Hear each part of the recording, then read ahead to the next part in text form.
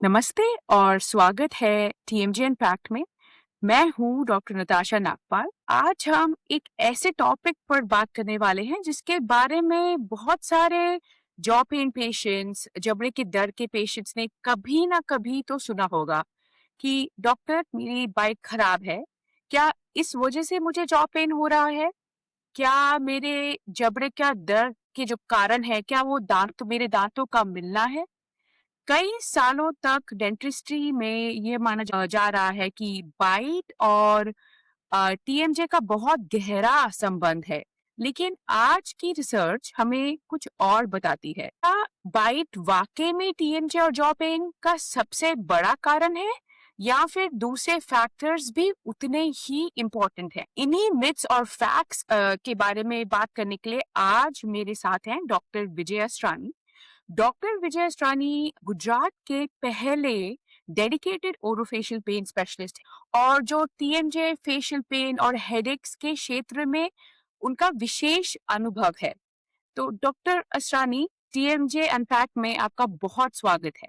Thank you so much doctor Natasha, मुझे ये podcast के लिए इनवाइट आपने बहुत ही अच्छा टॉपिक लिया है डिस्कस करने के लिए कि कितनी बार बाइट हमारे दांतों का मिलना और हमारे जड़बे का दर्द, हमारा सर दर्द एसोसिएटेड है। So I am really excited to be here with you. मैं बहुत ही उत्सुक हूँ आपके हर एक सवाल का आंसर देने के लिए and probably will be having a good time. मैं यही सोच रहा हूँ कि हमारा टाइम बहुत अच्छा जाए, हम जितना हो सके थोड़ी इंडिया की ऑडियंस को साथ साथ बाहर की ऑडियंस को गाइड कर सके। ये बहुत ही इंटरेस्टिंग टॉपिक पे। We are very excited to have you. तो डॉक्टर असरानी, हमने कई सालों तक डेंटिस्ट्री में यह सुना है या ये माना गया है कि आपकी बाइट या दांतों का मिलना टीएमजे का सबसे बड़ा कारण है। क्या आज की रिसर्च इस बारे में क्या कहती है? ये जो टॉपिक चल रहा है काफी सालों से, हर एक जगह पे काफी प्रैक्टिशनर्स, काफी डेंटिस्ट हर एक पेशेंट को यही बताते हैं कि आपके दांत सही तरह से नहीं मिल रहे, इसलिए आपको सब कुछ हो रहा है। सब कुछ यानी आपका सर दर्द, आपका जड़बे का दर्द। काफी लोग ऐसे बोल रहे हैं कि आपका नेक पेन भी काफी टाइम आपके दांत सही नहीं मिल रहे उसकी वजह से हो रहा है, अब जैसे-जैसे हम लिटरेचर में आगे आते रहे, ये फील्ड काफ़ी पुराना है। जैसे आप जानते हैं कि अराउंड 1975, 1976 से है यूनाइटेड स्टेट्स में। सो रिसर्च रिसर्च जैसे-जैसे बढ़ता गया, रीसेंट रिसर्च पब्लिकेशन से ऐसा माना जा रहा है कि आपके ऑक्लूजन यानी दाँतों का मिलना और आपके जॉ पेन या मसल पेन का लेना-देना नहीं है। अब ये क्यों ऐसे माना जा रहा है? बिकॉज़ बहुत ही डेडिकेटेड रिसर्च होता है, जिसमें हर एक टाइप ऑफ पेशेंट्स जिनके बाइट्स कैसे हैं, वो एनालाइज़ किए जाते हैं और उसके बेसिस पे उनका पेन कितना एसोसिएटेड है, वो एनालिसिस किया जाता है। तो अब बात ऐसी क्यों है कि ये मिसकंसेप्शन अभी तक दूर क्यों नहीं हो रहा है? मतलब ये गुत्थी अभी तक क्यों नहीं सुलझ रही? बिकॉज़ कोई वो रिसर्च पे हम्म, अपडेट नहीं करना चाह रहा। एक्सपीरियंस कि हाँ, मैं देख रहा हूँ वो इस तरफ से खा रहा है, उसका इस तरफ का दाँत नहीं है, इसलिए उसका दाँत सही नहीं मिल रहा है, इसलिए उसको दर्द हो रहा है। भी वो दाँत नहीं है, दाँत सही नहीं मिल रहा है, उसके फंक्शन यानी उसको चबाने में डेफ़िनेटली दिक्कत दे सकता है। लेकिन उसको हम पेन के हम्म, साथ एसोसिएट कर रहे हैं, उसको हम माइग्रेन के साथ एसोसिएट कर रहे हैं, वो बहुत ही क्वेश्चन वाली चीज़ है कि क्या सही में ऐसा है या नहीं? और जैसे आपने मुझे पूछा, मेरा जो बैकग्राउंड है ओरल मेडिसिन एंड रेडियोलॉजी, एक डेंटिस्ट्री फील्ड का, जहाँ से हम पेशेंट्स को एनालिसिस और सब करते हैं। तो मेजरली हम लोग दाँत को अलग देखते हैं, मसल को अलग देखते हैं, जड़बे को अलग देखते हैं और सर दर्द को अलग देखते हैं। लेकिन डेंटिस्ट लेवल पे अभी तक दाँत को ही देखा जा रहा है। वो स्नायु को नहीं हम्म, देखते, वो जड़बे को नहीं देखते और वो सर दर्द को नहीं देखते। तो ये हम्म, इम्पोर्टेंट, बहुत ही मतलब इम्पोर्टेंट बात है जो आपने स्टार्ट किया है कि यस, रिसर्च बोल रहा है 2022, 2023 में बहुत बड़े आर्टिकल्स रिसर्च बेसिस पे किए गए हैं और जिन्होंने बताया है कि आपके ऑक्लूजन यानी दांतों का मिलना और आपके टीएमजे पेन या हेडेक्स का एसोसिएशन नहीं है। इसमें एक क्वेश्चनेबल हम्म, चीज सब ऐसा समझते हैं कि मैंने दांत में कोई ट्रीटमेंट करा है और फिर मेरे दांत सही नहीं मिल रहे हैं, तो वो अलग बात हो जाती है। हम्म, लेकिन जो दांत आपको भगवान ने पहली बार दिए, दूसरी बार दिए, उसके एसोसिएटेडली आपको जड़बे और स्नायु का पेन हुआ है, उसका कोई संबंध नहीं है। और अगर आपकी दांतों का मिलना तो बाइट जैसे हम बात कर रहे हैं कि प्राइमरी कॉज अगर ये नहीं है, तो आज हम किन फैक्टर्स को जॉ पेन और ओरोफेशियल पेन में सबसे ज्यादा इम्पोर्टेंट मानते हैं? जैसे जैसे ये फील्ड इवॉल्व हुआ है यूनाइटेड स्टेट्स में, और हम यही होप कर रहे हैं कि इंडिया में भी ये अच्छे लेवल पे इवॉल्व हो। तो stress, posture, habits, jaw clenching, तनाव, स्लीपिंग हैबिट्स, प्रॉपर स्लीप नहीं होना, इन इसका एक मॉडल बनाया गया है जिसे हम बायोसाइको सोशल मॉडल कहते हैं। सो रिसेंट स्टडीज और हुँ, हुँ। लिटरेचर के हिसाब से आपका प्रॉपर नींद ना लेना, आपका सही से पोस्चर यानी सही से बैठना उठना सही नहीं है, आप बहुत ही तनाव में रहते हो, एंग्शियस रहते हो, डिप्रेस रहते हो, that is the psychological factors. काफी टाइम अननेसेसरी आपके जॉ क्लेंचिंग हैबिट्स, यानी आप स्ट्रेस्ड हो तो आप जॉ क्लेंच कर रहे हो, आप एंग्शियस आप जॉ क्लेंच कर रहे हो, ये सब काफी हद तक कारण माने गए हैं। एक और बहुत ही हुँ, हुँ। इंपॉर्टेंट कारण जो अभी कहा जाता है कि ये सब रिपीटेड, जैसे आपका स्ट्रेस लाइफ बहुत ज्यादा रिपीटेड चल रहा है, आपका स्लीप प्रॉपर नहीं है, हुँ, तो हुँ। आपका ब्रेन इन्वॉल्व हो जाता है, जिसे हम सेंट्रल सेंसिटाइजेशन कहते हैं। ये थियरीज बहुत सही रीत से डॉक्यूमेंटेड है, जो प्रूव करती है कि भाई ये कारण है आपके सर दर्द के, आपके मसल पेन के, या आपके टीएमजे पेन के। और आपको क्या लगता है कि poor sleep, snoring, airway issues, कभी-कभी ये जबड़े का दर्द और जो हम दाँत पीसते हैं अपने, उसका कोई उसके पीछे वो एक हिडन फैक्टर हो सकते हैं? डेफिनेटली, बहुत ही सही बात आपने निकाली है कि मेरा स्लीप एपनिया, यानी जो आप बोल रहे हैं कि एयरवे प्रॉपर नहीं होना। सो जैसे इंडिया की बात हुँ, हुँ। करें हम, तो हमारे यहाँ स्नोरिंग, नसकोरे बोलना या खराटे लेना, वो गिना जाता है कि प्रोबेबली मैं बहुत थक गया हूँ आज, इसीलिए मैं खराटे ले रहा हूँ, क्या है। बट जो करेक्ट। अंडरलाइंग मेजर कॉज माना जाता है खराटे लेने का, वो ऑब्स्ट्रक्टिव स्लीप एपनिया है। यानी जो हम डिस्कस कर रहे थे कि गुत्थी क्यों सॉल्व नहीं हो रही है, द रीजन इज क्योंकि हम ईटियोलॉजी, हम कारण पे काम नहीं कर रहे हैं।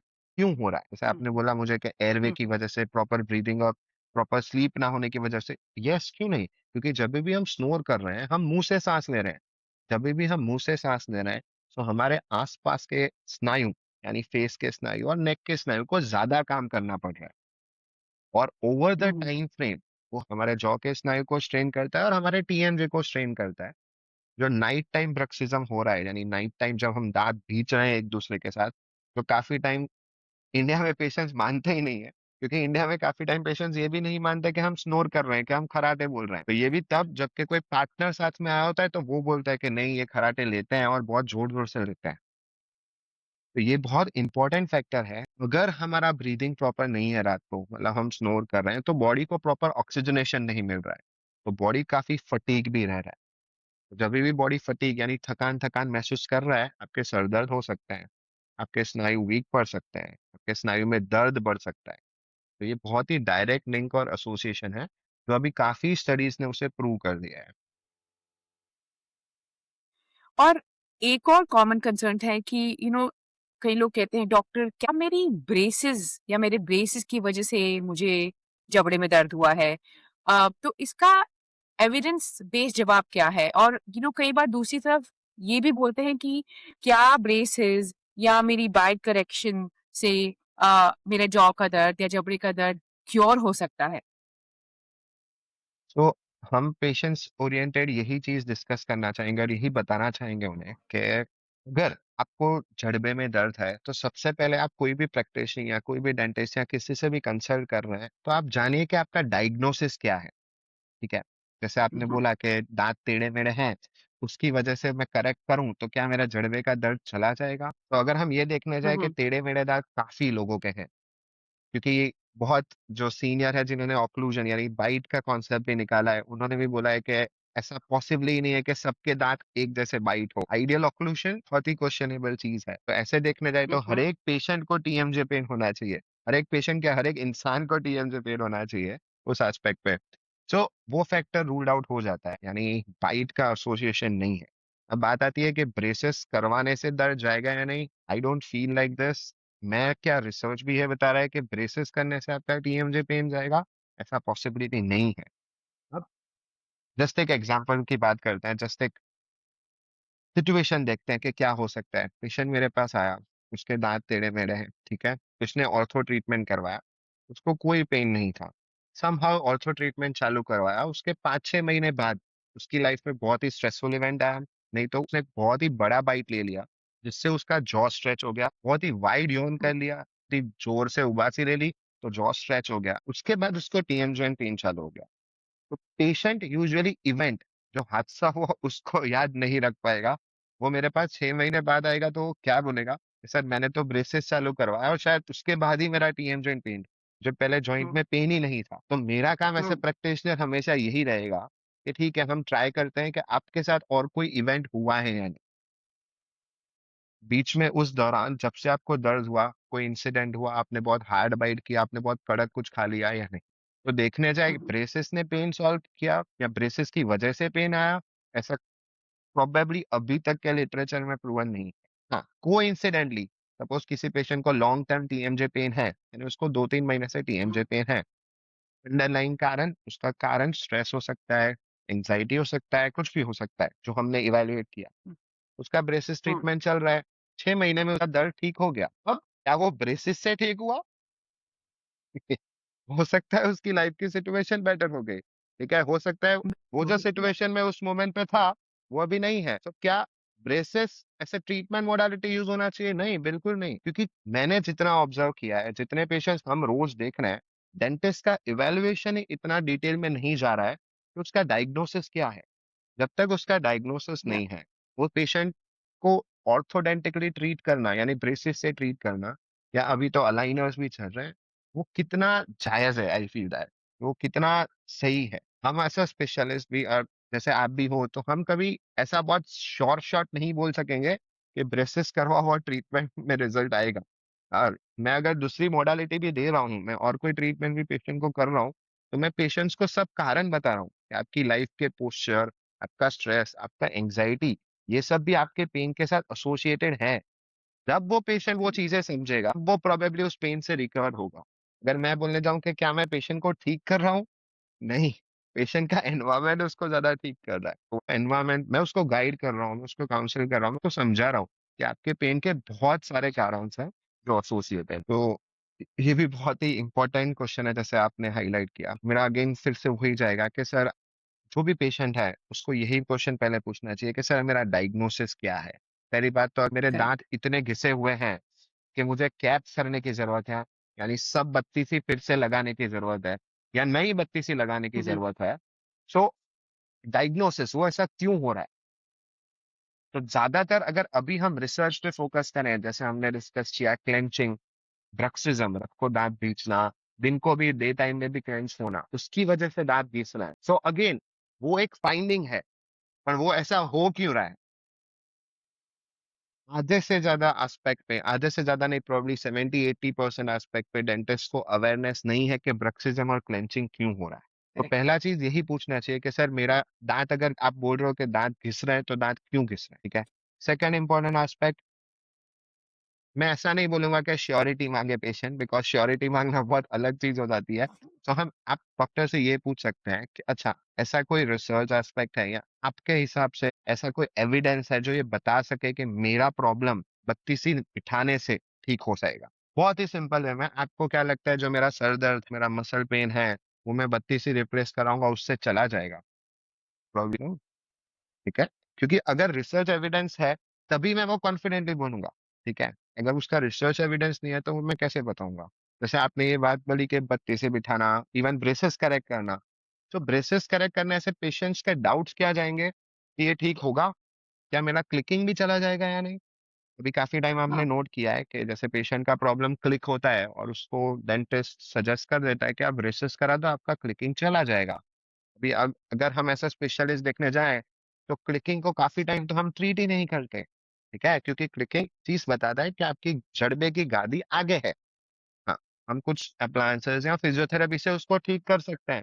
लेकिन एज़ एन ऑर्थोडोंटिस्ट या एज़ अ डेंटिस्ट अगर कोई भी पर्सन बोल रहा है कि आपका क्लिक चला जाएगा, वो एविडेंस बेस्ड ही चीज़ नहीं है, मतलब उसका कोई प्रूव ही नहीं है। क्योंकि क्लिक बहुत ही क्वेश्चनेबल चीज़ है कि अच्छा हमें उसको ट्रीट करना है, नहीं करना है, ऑब्ज़र्व करना है। ये हमें पाथवे डेवलप करना रहेगा।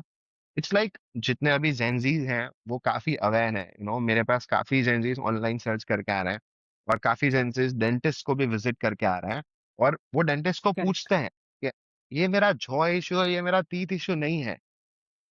एंड डेंटिस्ट समहाउ उनको कन्विंस करने की ट्राई कर रहे हैं कि नहीं, आपका टीथ करेक्ट करने से आपका जॉ इश्यू हो जाएगा। Gen Zs come up to me and they tell me, वो मुझे बोलता है सर मुझे नहीं लग रहा था, इसीलिए मैं ओपिनियन लेने आया टीएमजे स्पेशलिस्ट से या ओरोफेशियल पेन स्पेशलिस्ट से कि ये कितना कनेक्शन में है। तो the thing is education is spreading. ठीक है, सो हमारे साइड से भी यही चीज जाएगा कि अवेयरनेस बढ़े, जैसे हम ये कर रहे हैं, पेशेंट अवेयरनेस बने, इवन डेंटिस्ट अवेयरनेस भी बढ़े, Yes. क्योंकि ये जरूरी है। And it's not asking a doctor, it's not a wrong thing, okay? A patient is right about it, हाँ। if the it becomes an argumentative thing, then that's a different aspect। अगर बहुत ही उस Mhm. बात पे argue हो रहा है तो वो अलग चीज हो जाती है। पर अगेन उसके Correct. पीछे भी मैं ये मानता हूँ कि वो पेशेंट को शायद कहीं से कहीं आंसर सही नहीं मिला। कहाँ तो वो बहुत ही एंग्शियस था, उसने गूगल सर्च किया, वहाँ तो बहुत सारी चीजें थी उसके प्रीवियस कंसल्टेशंस, उसकी लाइफ के इवेंट्स और ये सब, जिसने वो सिचुएशन को प्रॉब्लली ट्रिगर कर दिया होगा। तो हम हमारे लेवल पे यही करने की कोशिश करते हैं कि हम उनको proper evidence based treatment approaches दें, जो ये टीएमजे पेन के लिए है। और आपकी क्लिनिकल जर्नी में जब हम टीएनजे और ओक्लूजन के बारे में, ऐसी कौन सी बिलीफ थी जो आप पहले मानते थे, लेकिन रिसर्च और एक्सपीरियंस के साथ आपकी सोच बदल? I was lucky enough probably कि मैं वो थॉट पे नहीं गया, मतलब ओके, यस, सो एक बिलीफ था जो प्रोबेबली अभी भी है कि stress anxiety aspects are a significant positive factor of pain. मैं थोड़ा माइग्रेन को इतना फोकस नहीं मानता था, मैं स्ट्रेस और उस पे ही ज्यादा फोकस था जब मैं मेरे early years of post graduation में था। लेकिन जैसे जैसे न्यूरो साइंस, पेन साइकोलॉजी बढ़ते गया, I read a lot into it. Yes, it's a neurological hmm. Condition, patients का ब्रेन हम्म। इन्वॉल्व होता है, उसे हम सेंट्रल सेंसिटाइजेशन कहते हम्म। हैं। ये सब बहुत ही इंपॉर्टेंट फैक्टर्स हैं जो पेन कंट्रीब्यूशन में बहुत बहुत इंपॉर्टेंट रोल प्ले करता है। स्ट्रेस का कोई सॉल्यूशन नहीं है, ऑलवेज हमेशा ऐसा ही डिस्कस होता है कि स्ट्रेस का कोई सॉल्यूशन नहीं है, but we try to create it. मैं क्लिनिक पे ऐसा बहुत कहने की कोशिश करता हूँ कि पेशेंट एटलीस्ट स्ट्रेस फ्री होके जाए, वो ये समझे कि उसकी कंडीशन डरावनी नहीं है, घबराने वाली नहीं है, ना ही उसको ऐसा कुछ है कि ये कभी ट्रीट नहीं हो सकता, ना ही उसको ऐसा कुछ है कि इसके लिए मुझे बहुत ज्यादा एक्सपेंस करना पड़ेगा, मुझे बहुत ज्यादा खर्चा करना करेक्ट। पड़ेगा। बिकॉज रिवर्सिबल ट्रीटमेंट्स, मतलब हम यही चीज मानते हैं कि जो भी चीज हमें एक पेशेंट में करनी चाहिए ऐसे ट्रीटमेंट, वो ऐसी नहीं करनी चाहिए कि मैं उसको बदल ना सकूं फिर से। जैसे ब्रेसेस हो गया एक बार, फिर दूसरा ट्रीटमेंट देखने जाए तो दांत घिसना हो गया, हमने उसको क्राउन कर दिया, हमने उसके ऊपर कैप बिठा दी, वो सब हम फिर से रिवर्स नहीं कर सकते। मैं उस बात के अगेंस्ट नहीं हूँ कि ये सब चीजें उसकी फंक्शन के लिए जरूरी है, उसके देखने के लिए जरूरी है, ब्रेसेस उसके दिखावे के लिए जरूरी है, उसके खाने के डिफरेंसेस में, खाने में बहुत सारे फर्क पड़ सकते हैं, वो सब अलग चीज है। लेकिन उसको पेन, यानी जड़वे के पेन, मसल के पेन और सर दर्द के साथ जोड़ना मैं वाजिबी नहीं समझता, मेरे हिसाब से वो सही चीज नहीं है। डिफिकल्टी आता है ना काफी टाइम के पेशेंट्स इतने सारे डेंटिस्ट को दिखा के आता है ना, ये जो हम इजी अप्रोच, अगर मैं उसको सिंपल वे में समझाऊं कि तेरा पेन यहाँ से आ रहा है, अगर वो समझ जाए तो या। समझो कि it's like win win for everyone, हमारे लिए भी और उसके लिए भी। तो न्यू पेशेंट आता है ना काफी टाइम, वो बहुत अंडरस्टैंड करके आता है, वो खुद रिसर्च करके आता है, सो उसका ट्रस्ट फैक्टर भी बहुत मैटर करता है। एक और इम्पोर्टेंट एस्पेक्ट जैसा आपने बोला कि अगर कोई डेंटिस्ट जो बहुत ही सीनियर लेवल पे है और वो इस चीज को, मतलब टीएमजे ओरोफेशियल पेन को ऐसे स्पेशलिटी गिनता है, और वो किसी पेशेंट को बोलता है ना कि ये एक स्पेशलिस्ट है जो आपके प्रॉब्लम्स को सॉल्व कर सकता है, मैं वो कंसर्न पर्सन नहीं हूँ, वो पेशेंट्स के रिजल्ट्स औसम होता है, क्योंकि वो उन डेंटिस्ट को भी बहुत अच्छी रीत से ट्रस्ट करता है और उसी एस्पेक्ट से और वही ट्रस्ट लेके वो हमारे पास आता है।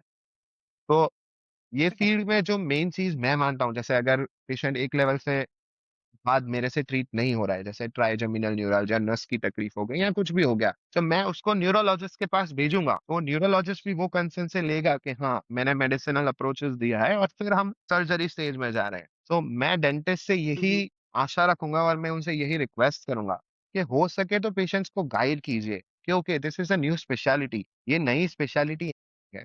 और प्रोबेबली दो चीजें होंगी इससे कि पेशेंट को रिलीफ तो बहुत ही अच्छा मिलेगा, ठीक है, और पेशेंट बाकी सब ट्रीटमेंट्स के लिए आपके पास ही आएगा क्योंकि आपने उसको सही गाइड किया है, आपने उसको बहुत प्रॉपर वे में गाइड किया है ट्रीटमेंट अप्रोचेस के लिए।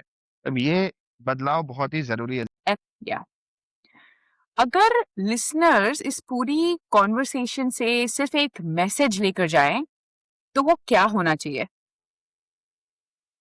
So TMJ pain is much more than the bite. It's much, much, much more than the bite. Please don't focus only on the bite. Focus on many other things. Your posture, your sleep, stress, anxiety. Just don't be focused on the bite. That's the most important. Let's do a quick rapid fire.